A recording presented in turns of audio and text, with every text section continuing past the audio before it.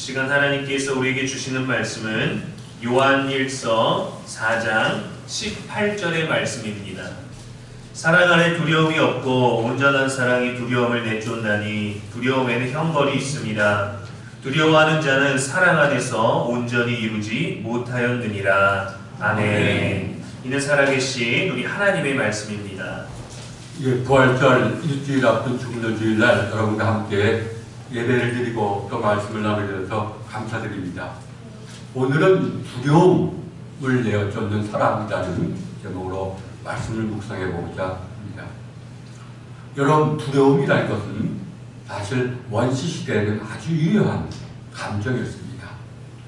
위협으로부터 자신을 보호해 줄 수 있는 감정이었기 때문입니다. 이 두려움이란 유구한 세월을 거쳐서 거의 모든 인간들에게 각인된 감정이라고들 얘기를 합니다. 외부의 자극이 나의 생존이나 안전에 위협이 된다고 인식되면 무의식적으로 우리에게는 두려움의 감정이 들고, 이런 두려움을 느끼면 신경 전달 물질과 아드레날린 같은 호르몬이 분비되면서 우리의 심장 박동수가 증가하고 또 근육이 긴장하고 동공 확장과 같은 신체 반응이 동반되면서 위협에 신속하게 대처하도록 인간의 몸과 마음을 긴장시킵니다. 그러나 이런 두려움이 계속되면 일시적으로 두려움을 해소하려는 분노의 감정이 솟구치기도 하지만 대체적으로는 부정적인 감정들이 마음을 지배하면서 분별력이 약해지고 더 나아가서 의지마저도 약해짐으로써 위협적이지 않은 자극에도 두려움을 느끼게 됩니다. 이렇게 두려움이 지속되면서 이것이 습관이 되면 우리는 때로는 공포증에 사로잡히기도 합니다. 따라서 고대로부터 인류의 스승들과 선자들은 인류의 적을 두려움이라고 규정하고, 이러한 두려움을 물리치고 위협에 맞서는 어떤 용기를 시민의 또는 지혜자의 덕이라고 간주했습니다. 그래서 용기 있는 자, 또 기계, 이것을 굉장히 높게 평가하기도 했습니다.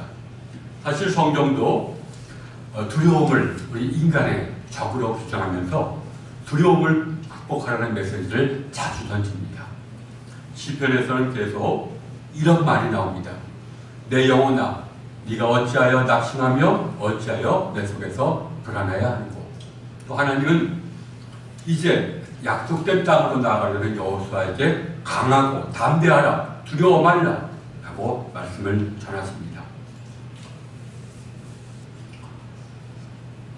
성경은 두려움을 내쫓는 여러 가지 방법 가운데 가장 좋은 것으로 하나님을 두려워하라고 말합니다. 하나님을 경외함으로써 삶 속의 모든 두려움을 내쫓으라고 말합니다. 그래서 잠언은 하나님을 경외하는 것을 존중하며 동경하면서 두려워하는 이런 경외하는 것을 지혜로 선포하며 이렇게 얘기를 합니다. 여호와를 경외하는 것이 지식의 근본이오늘 미련한 자는 지혜와 한계를 멸시하느니라. 예수님도 말씀하십니다. 몸은 죽여도 영혼은 능히 죽이지 못하는 자들을 두려워하지 말고 오직 몸과 영혼을 지옥에 멸할 수 있는 이를 두려워하라 라고 말합니다. 하나님을 두려워하라는 말씀은 삶 속에서 염려와 불안에 실망하는 우리들에게 무거운 짐 하나를 더 지우는 것처럼 보입니다. 그러나 실상은 그렇지가 않습니다. 우리가 하나님을 진정으로 두려워한다면 사물의 실상을 있는 그대로 바라보는 눈이 열려서 세상이나 사람들에 대한 두려움을 극복할 수가 있습니다. 디트리 보레퍼 목사님은 많은 시련 두려움을 겪고 극복한 가운데서 이렇게 얘기합니다. 가장 좋은 결정은 사람을 두려워하지 않고 하나님 앞에서 결정하는 것이다. 사람을 두려워하지 않고 하나님 앞에서 내가 결정할 때 점차 내게서 두려움이 떠나가는 것을 보았다라고 말합니다. 사실 성경의 관점에서 바라보면 하나님을 두려워하는 것은 분명 하나님의 계명에 순종하는 것입니다. 그리고 하나님을 두려워하는 것은 따라서 성령님의 은총 가운데 있다는 증거입니다. 하나님의 심판을 두려워하게 되는 것은 성령님께서 그들의 마비된 양심을 깨우거나 하나님의 심판을 마음에 새겨주시기 때문에 하나님을 두려워하는 마음이 생긴다고 잠언은 얘기합니다. 그래서 사도 바울도 하나님을 두려워하는 자를 무서워하는 종의 영, 같은 하나님의 영이지만 하나님을 두려워하는 하나님의 영을 받은 자라고 부릅니다. 곧 하나님의 구원받은 자란 뜻입니다. 웨슬리는 내가 목회 생활하고 삶을 살아오면서 봤는데 하나님을 사랑하는 자는 극히 드물고 하나님을 두려워하는 자들도 하나님을 사랑하는 자보다는 많겠지만 대다수 사람들은 알게 모르게 하나님이 아니라 세상을 두려워하며 산다라고 말합니다. 하나님의 영은 받았지만 하나님을 두려워하는 단계, 이것도 하나님의 구원에 포함된 사람들이라는 것입니다. 그러나 오늘 말씀은, 오늘 요한은 하나님의 심판에 대한 두려움도 넘어서라고 말합니다. 그리고 17절에서 이렇게 얘기합니다. 사랑이 우리에게 온전히 이루어진 것은 우리도 심판날에 담대함을 가지게 하려 함이니 주께서 그러하신 것 같이 우리도 세상에서 그러하니라. 사실 성경 전반은 하나님을 경외하는 사람들을 하나님의 구원에 포함된 사람으로 인정하면서도 그들에게 한 걸음 더 나아가고 권면합니다. 하나님의 종에서 하나님의 자녀로 나아가는 것입니다. 또 하나님을 두려워하는 단계를 넘어서서 하나님을 사랑하는 단계로 넘어서라는 것입니다. 하나님을 사랑하는 단계로 나아가지 않으면 결국 우리에게 있는 하나님을 두려워하는 마음조차도 언젠가 사라질 수도 있다고 성경은 우리에게 얘기를 하고 있습니다. 요한은 하나님은 사랑이라고 선포하면서 하나님 사랑과 이웃 사랑이 별개가 아니다라고 말합니다. 하나님을 사랑하는 증거는 분명 이웃을 사랑하는 것이요. 그래서 이웃을 사랑하지 않으면서 하나님 사랑한다고 말하는 것은 거짓말이라고 얘기를 합니다. 그리고 우리의 이웃 사랑은 하나님 사랑에 의해서, 하나님에 의해서 온전해짐을 또한 얘기합니다. 그리고 이렇게 사랑이 온전해질 때 나타나는 현상을 두려움을 내쫓는, 두려움이 사라진 상태라고 얘기를 합니다. 하나님의 심판에 대한 두려움마저도 사라진 상태라고 얘기를 합니다. 두려움이 사라지면 그 안에 있는 모든 부정적인 감정들도 사라짐으로써 평강과 기쁨 속에서 나도 모르게 예수 그리스도를 닮아가려는 마음이 듭니다. 평화의 도구가 되려고 듭니다. 이러한 상태에 이르면 우리는 더 이상 우리의 구원 여부에 관심을 갖지 않고 오직 하나님의 뜻이 이루어지기만을 간절히 원합니다. 이것이 곧 하나님을 사랑하는 단계죠. 이러한 사랑과 평화의 상태는 결국 영성가들에 의하면 우리 주 예수 그리스도와 연합한 상태, 따라서 하나님을 진짜 나의 아바 아버지로 부르는 상태라고 말합니다. 이제 진짜 하나님의 자녀가 되었음을 확신하는 상태라고 얘기합니다. 이것이 바로 그리스도인의 삶의 목표인 성화, 거룩해지는 상태라고 말합니다. 사실 현대의 뇌과학자들도 인간의 가장 큰 적을 두려움이라고 규정하면서 인간의 마음에서 두려움이 사라지면 삶과 사물의 깊은 차원을 통찰하는 눈이 열린다고 말합니다. 두려움을 내어주기 위해서는 우리의 사랑이 온전해지면 모든 크고 작은 또 하나님을 두려워하는 것조차도 사라지고 그 자리에 하나님을 사랑하고 하나님이 주신 평강 속에서 사물의 깊이를 바라볼 수 있는 눈이 열린다는 것입니다. 그러면 성경이 말하는 사랑이란 무엇입니까? 예수님은 사랑을 황금률로 풀이합니다. 주어진 상황을 상대의 관점에서 바라보라는 것입니다. 남에게 대접을 받고자 하는 대로 너희도 남을 대접하라. 이것이 율법이요 선지자니라고 말합니다. 사랑이란 자신의 관점에서 상대를 바라보는 것이 아닙니다. 오히려 상대의 입장에 서서 그에게 지금 필요한 것을 채워주는 행동이라는 것입니다. 강도 만난 사람의 상처를 그 자리에서 임시적으로 치료해주고 그가 쉴 곳을 마련해준 선한 사마리아 사람의 행위가 곧 사랑의 모범이고, 또한 가늠하다 붙잡혀서 수치심과 공포에 떨고 있는 한 여인을 성난 군중들로부터 지켜주신 예수님의 행위도 사랑의 원형이라고 할 수 있습니다. 또 예수님은 너희 가운데 있는 지극히 작은 자, 굶주리는 자, 목마른 자, 감옥에 갇힌 자를 돌보는 것이 사랑이라고 얘기를 합니다. 그러니까 상대의 입장에 서서 그에게 필요한 것이 무엇인지 깨닫고 그것을 채워주는 것이 사랑이라는 것입니다. 기독교인은 하나님을 경외하고 또 예수님을 주로 받아들이기 때문에 주님의 계명인 사랑을 실천하려고 노력하는 사람입니다. 그러나 기독교인은 사랑을 실천하면서도 또 주님의 계명인 기도를 하면서도 우리 안에 두려움이, 우리 안에 심판에 대한 두려움이 남아있음을 솔직히 고백하는 사람들입니다.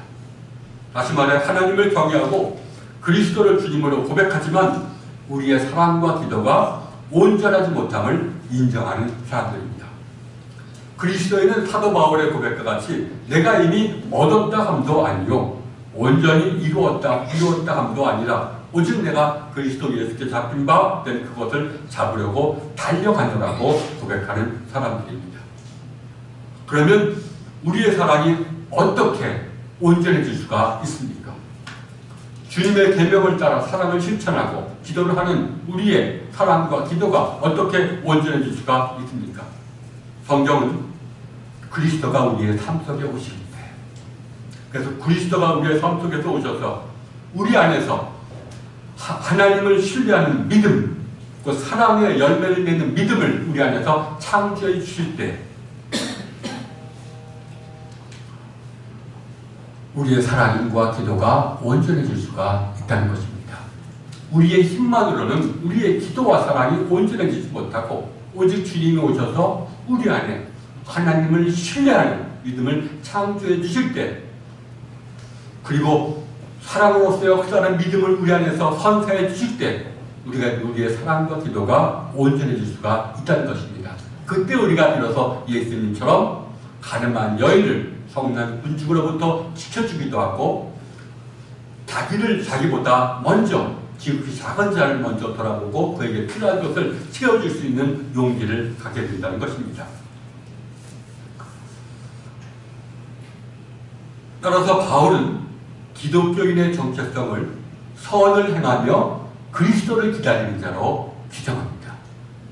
선을 행하면서도 그리스도를 기다리는 자. 사실 성경 전반은 의로운 사람의 정체성을 하나님을 기다리는 자라고 묘사합니다. 너는 여호와를 기다릴지어다. 강하고 담대하며 여호와를 기다릴지어다. 성령의 인도하심을 따라서 우리가 사랑의 계명을 실천하는 사람들에게 바울은 어느 곳에서는 그리스도를 기다리라고 말합니다. 너희 사랑이 온전해지기 위해서는 그리스도를 기다리라고 말하는데 또 다른 곳에서는 선을 행하다가 낙심하지 말라고 권면합니다. 그러나 그리스도를 기다리는 것과 낙심하지 않는 것, 선을 행하다가 선을 행하며 그리스도를 기다리는 것과 선을 행하다가 낙심하지 않는 것은 서로 다른 두 가지 실천들이 아닙니다. 오히려 하나의 현실의 두 가지 측면입니다. 내가 선을 행하다 낙담하지 않는 것은 나도 모르게 그리스도를 기다리고 있다는 증거요, 내가 그리스도를 기다린다는 것은 선을 행하면서 낙담하지 않고 있다는 증거라고 할 수가 있습니다. 따라서 바울은 선을 행하면서 그리스도를 기다리는 삶의 자세를 우리의 지극히 작은 선행을 주님께서 받아주시고 온전케 하실 것을 기다리는 삶 속에서의 예배라고 말합니다. 그리고 이렇게 말합니다. 너의 삶을 몸이라고 하는 것은 너희의 삶을, 너희의 선행을 하나님이 기뻐하시는 거룩한 산 제물로 드리라. 이는 너희가 드릴 영적 예배입니다. 라고 말합니다. 선을 행하면서 그래도 그리스도를 기다리는 것이 일상에서 드리는 하나님께 드리는 예배라는 것입니다. 사실 여러분, 우리의 성품은 하루아침에 변화되지 않습니다. 우리의 믿음도 하루아침에 변화되지 않습니다. 영적인 성숙과 성화의 과정에도 항상 기다림이 동반되어야 합니다. 웨슬리는 무엇보다 이것을 잘 알고 있었습니다. 우리의 웨슬리는 구원의 길이라는 논문에서 인간이 성령님을 받으면 회개의 길, 곧 예수님의 계명을 따라서 사는 길을 걸어간다. 그러나 그때 우리의 삶 속에서는 미미한 변화, 아니 전혀 변화가 나타나지 않을지도 모른다. 그런 길을 걸어가는 사람에게 그리스도가 오실 때 우리는 갑자기 우리의 마음이 사랑과 평강으로 충만해지는 것을 경험한다. 이것이 바로 칭의, 하나님이 우리를 의롭다고 인정하시는 사건이다. 그래서 나도 이제 내 안에는 이제 주님의 마음이 내가 옛자 안에 죽었고 내 안에 그리스도가 사시는 줄 알았다. 그런데 조금 있다 보니까, 얼마 있다 보니까 또다시 두려움이 옛자가 고개를 쳐드는 것을 보았다. 그리고 나는 깨달았다. 옛자가 죽은 것이 아니라 주님이 오시는 충격으로 잠시 기절했던 것이라고. 기절했던 옛자는 또다시 머리를 쳤다. 그래서 나는 이러한 옛자와 다시 싸우기 위해서 주님의 계명을 더 진지하게 실천해 나갔고, 어느 날 완전히 내 옛자가 죽은 것을 발견했다고 말합니다. 우리의 신앙의 성숙과 성화의 과정에도 우리에게 항상 기다림이 동반되어야 됩니다. 어떤 사람은 기다림이야말로 선을 행하는 것도 중요하지만 기다리는 것 자체가 신앙의 핵심이라고 말합니다. 자명한 정신분석학자인 칼 구스타프 융이라는 사람은 기다리지 못하는 조급함을 마귀로부터 나오는 것이 아니라 마귀 그 자체라고 말합니다. 조급하게 만드는 것이 마귀의 행위가 아니라 마귀라는 것입니다. 그래서 기다림이야말로 우리 인간이 건강하게 살기 위해서는, 영적으로나 정신적으로 건강하게 살기 위해서는 기다림을 우리가 몸 삶 속에서 체험해야 된다고 말합니다. 선을 행하면서도 우리는 기다릴 줄 알아야 됩니다. 또 우리가 선이라는 것을 넓게 생각하지 말고 가족을 위해서 일하는 것도 선이요. 또 내가 다른 사람을 돌보기 위해서 내가 건강해지려고 노력하는 것도 선이라면, 이런 선을 행하다가 우리는 선을 행하면서 기다림의 절차를 잊지 말아야 된다고 말합니다. 여러분, 자연에는 이러한 기다림을 참 잘 보여주는 사례들이 참 많습니다. 중국 동부와 대만 등지에 서식하는 모소 대나무라는 대나무도 이러한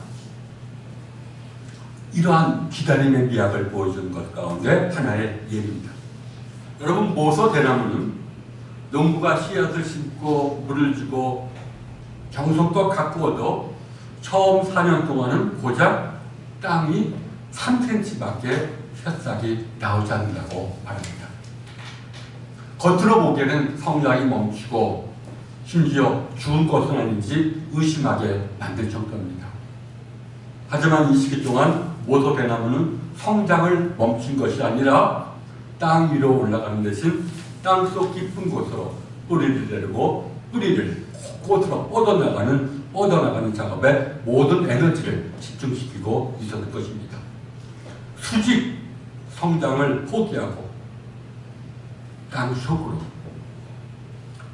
땅 전체에 내 뿌리를 촘촘하게 얽히고 설키게 만드는 과정을 시도했던 것입니다. 그래서 4년에서 5년이라는 긴 침묵의 시간이 지나가면 마침내 마법의 시간이 찾아오는데, 땅속 기반을 완전히 다진 모소 대나무는 어느 날 갑자기 하루에 30cm에서 최고는 1m씩 자라기 시작합니다. 여러분, 우후죽순, 비온 다음에 죽순이라는 말 그대로 자고 일어나면 자라나고 훌쩍 자라난 모습을 볼 수 있을 정도입니다.